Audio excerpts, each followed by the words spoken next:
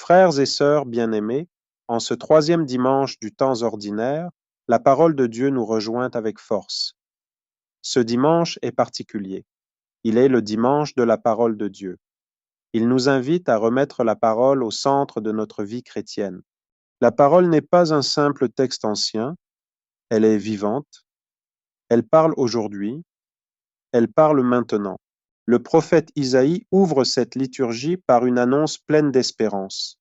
Le peuple qui marchait dans les ténèbres a vu se lever une grande lumière. Cette parole s'adresse à un peuple éprouvé, un peuple blessé, un peuple qui connaît la peur, l'injustice et le découragement. Pourtant, Dieu n'abandonne pas son peuple dans la nuit. Au cœur des ténèbres, une lumière se lève. Cette lumière ne vient pas de l'homme, elle vient de Dieu. Quand nous ne voyons plus clair, Dieu, lui, ouvre un chemin. Le psaume nous fait passer de la promesse à l'expérience personnelle. Le Seigneur est ma lumière et mon salut.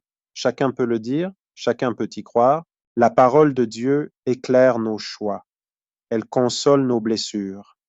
Elle oriente nos pas quand le chemin devient incertain. Une église qui n'écoute plus la parole marche à tâtons. Même avec de bonnes intentions, elle risque de se perdre. Saint Paul, dans sa lettre, nous adresse un appel clair. Qu'il n'y ait pas de division entre vous. Cette parole est d'une grande actualité. Les divisions fragilisent nos communautés. Elles affaiblissent notre témoignage chrétien. La conversion de Saint Paul nous éclaire profondément. Il n'a pas seulement changé d'opinion, il a changé de cœur, il a changé de centre. Sa vie est devenue un combat pour l'unité, non pas une unité de façade, mais une communion enracinée dans le Christ.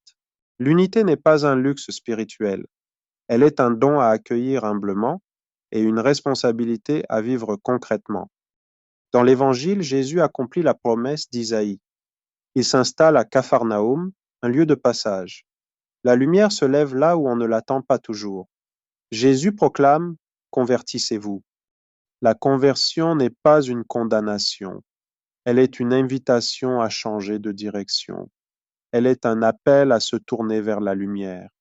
Puis Jésus dit « Venez à ma suite ». Celui qui se laisse éclairer devient missionnaire. Celui qui accueille la parole devient porteur de lumière. Tout converge aujourd'hui. La parole, la conversion, l'unité et la mission. C'est le chemin que l'Église est appelée à suivre. La question nous est posée à chacun, quelle lumière le Christ veut-il faire lever dans ma vie? Demandons la grâce d'accueillir sa parole, afin que le monde voie se lever la grande lumière du Christ.